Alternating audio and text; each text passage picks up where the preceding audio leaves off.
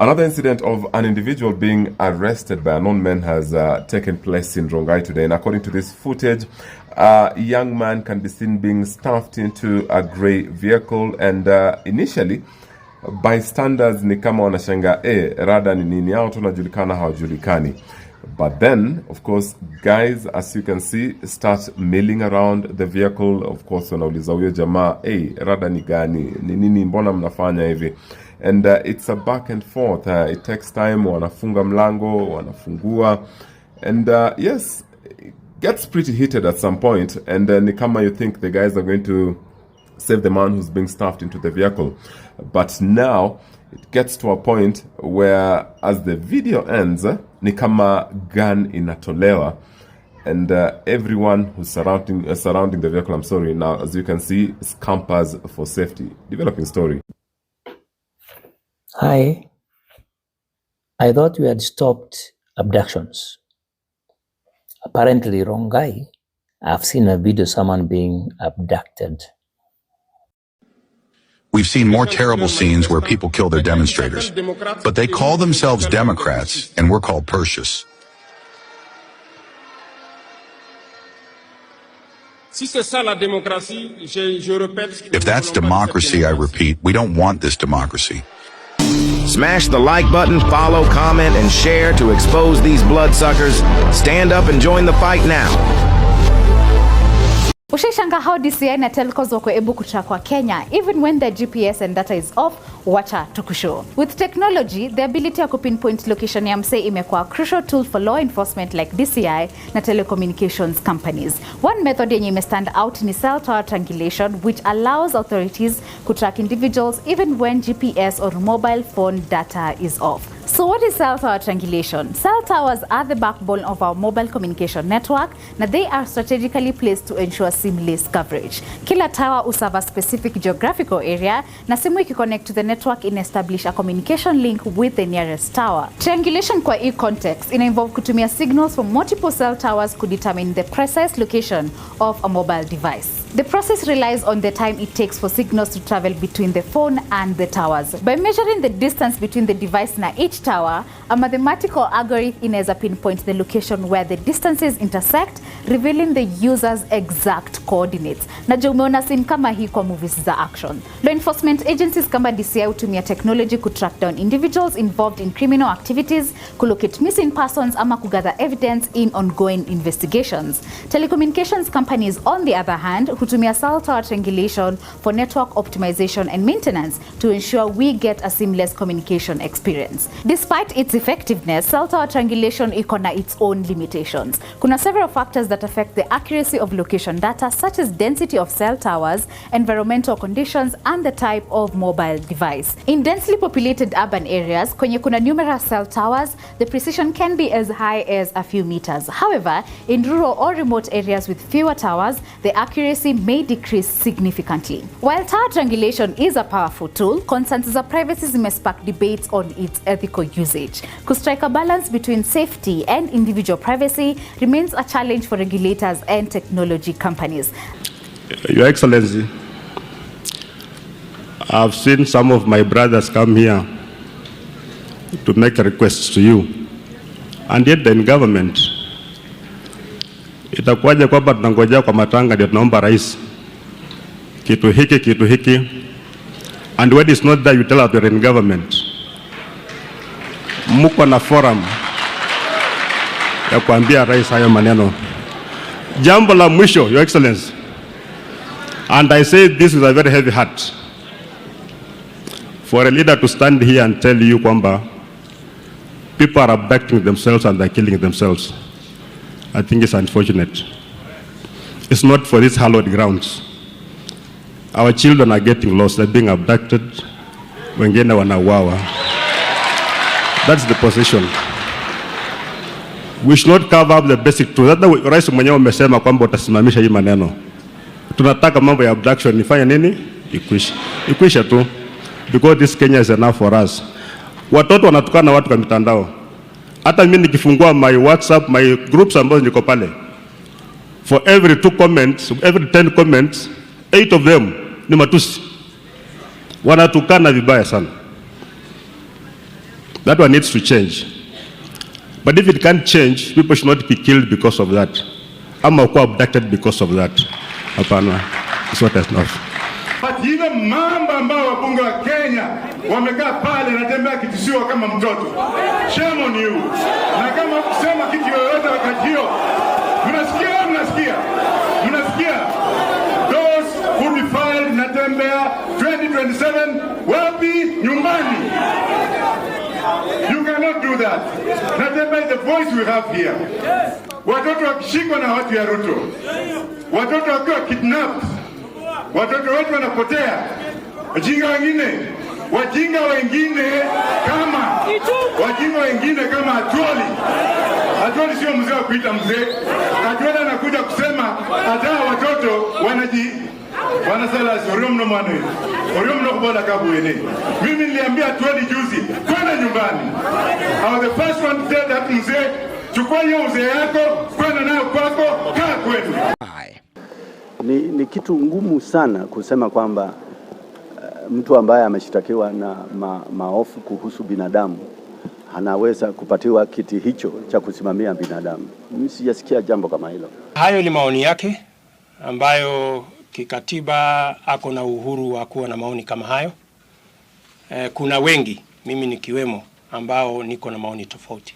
Whichever way, my campaign is not built around the ICC. My campaign is built around an agenda which I have and a vision which I have for the country called Kenya. I consider it the height of impunity to appear to be taking a court of law for granted and to be chest thumping and saying regardless. When the president gave a State of the Nation address, he appeared. That State of the Nation address, if that is what Ruto was doing, if he actually believed in the things that he was saying during that State of the Nation address, things would be different for him. Because I remember him saying that he has learned that listening is a full-time job as a leader, and that you must respond to the questions that have been asked of your administration.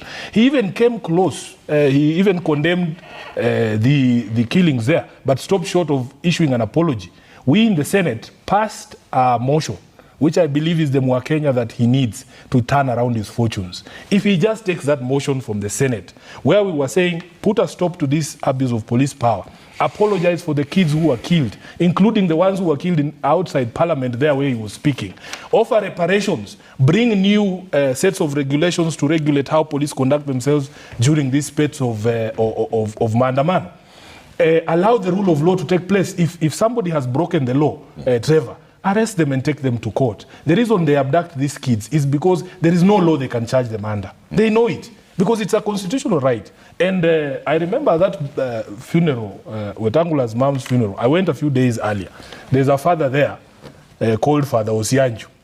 Father Osianju reminded us that all of us will be like in that coffin one day. You should not be afraid of death or being depicted as a dead person. In fact, Father Osianju made us repeat to each other that Sesin Debandio in Kibukusu, it means I will also be like this. Okay. I will also be like this, and this is a given. So, right. Ojenda, if somebody depicts you as a dead man, we are all walking dead people. Okay. I mean, it is not something to cause you to abduct children. All right.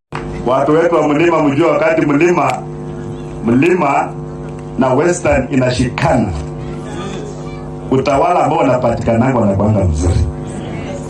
Ama namna gani? Wakati uchumi ilienda kabisa kapanda juu wakati wa Kibaki, mdogo wa Kibaki alikuwa nani? Ulikuwa na matatizo mingi kweli? Ulikuwa na abduction kweli? Serikali yote dunia hii mkiwaje serikali tu namna hii itawamaliza. Serikali ni ya kuchunga vile wanachunga mbuzi. Ukiwacha serikali kidogo hivi, mmoja anafinywa unanyamaza, mwingine anafinywa unanyamaza, mwingine anafinywa unanyamaza. Wakati wote akuja kufinya, nani ataongea kwa niaba yako? Hakutakuwa na mtu. Kwa hivyo tunaangaliana kama mandugu na dada, ili serikali ijue kwamba hapa tukienda nje ya barabara hapa mambo yataharibika. Despite the promises that were made by Ruto during the campaign, he is still maintaining police hit squads, people who are not even known to the police. And they are the ones conducting these abductions. At least for Alfred Keter, there were people there to film it. And that is why he is still safe here. As a father, I would never wish what happened to Alfred Keter to happen to any one of us who have children. That I'm taken away kicking and screaming in front of my own kids. Those kids are traumatized for life because nobody wants to see that happening to their parent. In this life or the next, I assure you, Trevor, we will see a headline of ex-CS Kindiki crying about police raiding his house. It will happen because that is the seed that he has sown. And because he's a believer in the Bible, he knows you must reap what you sow. You do unto others as you expect to be done to you. It is only a matter of time. Asked Trevor, are the sentiments on the ground positive or negative towards the president? And if you don't give proper feedback to the head of state, you are not helping him. If it is the people like Ojienda he's going to listen to, his goose is cooked, I can assure you. You asked him to speak. I use the road from Nakuru through Muhoroni. If I stop there to take a bathroom break and ask the people of Muhoroni about the situation on the ground in terms of the promises of this government, ask Tom Ojienda what happened to Muhoroni Mamboleo. Ask him. Are the people happy? The contractors are back. No, just the contractors are back on site. 3 days ago. Just write it down. 3 days ago. He's saying 3 days ago because he knows I was there over Christmas. No, 3 days ago. Stop lying to the president, my friend. The truth of the matter is things are not okay. Trevor, if you want to know the clearest indication that the people around the president have noticed that things are bad and there's very little they can do to change his fortunes prior to 2027, you listen to what they are saying. They are no longer parroting his successes or perceived successes. They are threatening to violate the constitution. When you hear people like Kamket and Sudi say that it is possible that he loses the election and refuses to leave office, that is not somebody who is clear in his mind that he is popular and that he is going to win a second term. That tells you that they are in panic. They know that they are in trouble. The only way to win a re-election, Trevor, is promises kept. The things that you told us would not happen under your administration, can they stop happening? Yeah. And I would advise the president that this year, I wish all of us as leadership in this country work on the software problems. The software is the issue, Professor Ojienda. You are not going to celebrate building roads that we then use to zigzag between mortuaries and police stations to look for our loved ones. If you are talking about housing, how can you be telling us about housing? We want to know those houses where people are being tortured, where are they? Who is running those houses? Those are the houses you need to tell us about. Don't tell us about roads and highways and when people are in mourning, families are spending Christmas without their loved ones. Work on the software. Yeah. When you hear the speeches in Bungoma, you know, people want to run Kenya with the Kanu software. This phone here, Mwami, is an iPhone 13. If you install software from Kanu in 1982, there is no way you are running this. Software and hardware have to work hand in hand. We're not saying we don't want roads, but you have to work on the software. We want a country that respects the values of the Constitution. Okay. If there is no transparency, if there is no democracy in this country, it doesn't matter what you're talking about. You know, freedom of speech, like I said. Let everybody air their views. And sometimes they want to placate the president. I remember in one of those meetings, I think it was Taita Taveta, Junet himself said, it is his mouth, it is his politics. It's fine. It's good he said that. The position of the party on coalitions is given by the party leader. And he will bring whatever proposals for 2022. I remember, Manzo, when we were having those discussions on forming NASA, those discussions were happening between the party leaders. You understand? And after an agreement was reached, I remember sitting with your Secretary General in a line like this. We were like 26 SGs when we were signing the NASA coalition agreement in KICC. I have not signed any agreement, and I can speak authoritatively. There is no agreement between ODM and UDA about 2027. And I'm telling you, Trevor, I've said on this show, and I will repeat it. If you are unpopular, it doesn't matter how many leaders you bring around you. We will lose the election with Ruto, even if we supported him as ODM. I am very clear in my mind, because the people are clear in their minds on what a government is supposed to do. And for as long as you're not addressing those things, it doesn't matter. We lost an election with 26 parties. I remember I've said it here on this show, Manzo. Even the logistics of just sitting the principals here was a problem. We had, in one county, you have 3 principals. One county like Meru, you remember we had Kraitu Murungi, we had Munya, all of them are principals.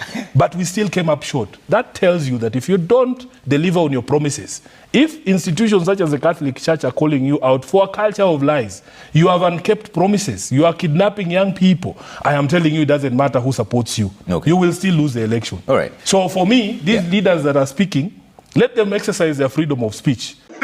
ukipelekwa kwa meza na watu yako, usijipeleke huko vile unapelekwa. Au utasema mimi nileta ile watu 1200 your excellency, kama singeleta hawa Raila angeshinda wewe. Sasa wewe unakuwa rewarded kwa kupeleka wabukuzu 200 kwa kikapu ya president. Alafu unakuja kutuambia now we are in government. Which government? Nonsense. Which government? Which government?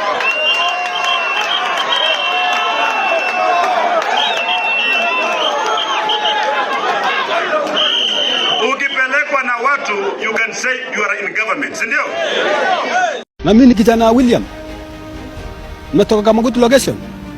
No job. Why? Ukiongea ukweli wanaugua. Yeye amekuja. Ukiongea tu kuongea ukweli atatakuua. So kuwe. No matter how bad a man is, he can always serve as a good example of a bad man. That's what I was taught when I was doing journalism. Wacheni tu mimi niseme na mapema. Ndio kama kuna list na andiko mniweke kwa list. I can't wait to reject Finance Bill 2025. I can't wait because I know it will be something absurd. It will be something mental. I can't wait. Mniweke kwa list jameni. List ya reject. Majenzi mko. Kazi mnafanya kwa mtandao ni mzuri sana. Na tunapongeza nyinyi. Na muendelee.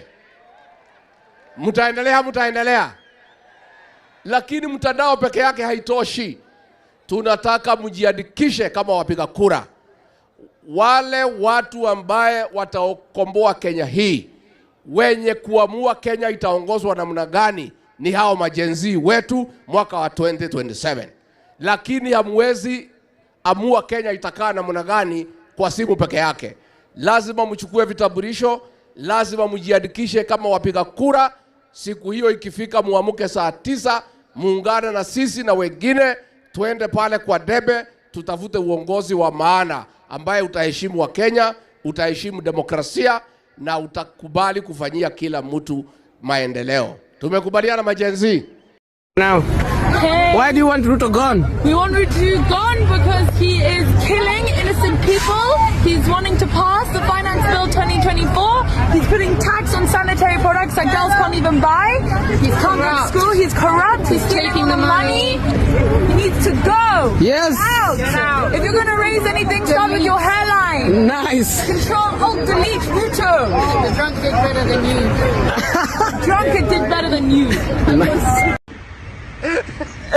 Mungu nguvu yetu, itoe Ruto Kenya, hata kama angalau na jali. Sisi Kenya tumechoka na Ruto, maisha imetuharibikia, analipisha mpaka sodo ya wamama. Pure kabisa Ruto. We don't like you, go home. Sasa tafuta kiongozi ambaye anapenda mwananchi na anapenda kijana kama They want to be described as honorable even when they are horrible. They acquire things which they have not worked for. They promise us things that they know they will never deliver. And there is no shortage of such men and women in the African continent. Now the next election, yes. Unajua hawa ndio watakuwa nasema fagia wote ama mtasema namna gani? This generation, yes, they use their might because they didn't vote. The largest vote in the last election.